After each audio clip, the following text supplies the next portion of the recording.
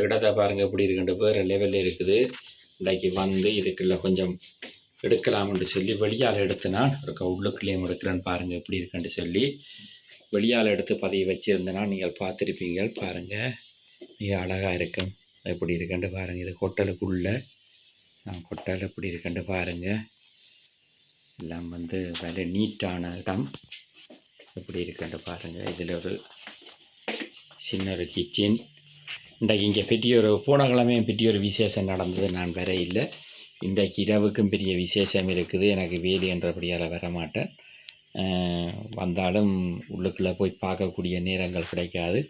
எப்படி இருக்குன்ட்டு பாருங்கள். இடம் வந்து வேறு லெவலில் இருக்குது. சும்மா சின்ன ஒரு பதிவு ஒன்று வைக்கிறேன்னு பாருங்கள் எப்படி இருக்குன்ட்டு சொல்லி.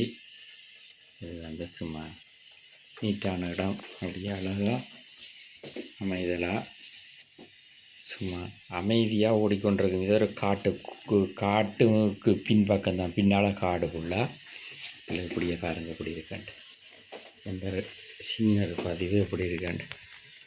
இன்னைக்கு காடு இதுக்குள்ள இப்படியே உள்ளுக்குள்ள வந்தால் பார்க்கிங் கீக்கிங் சகலதையும் இருக்குது.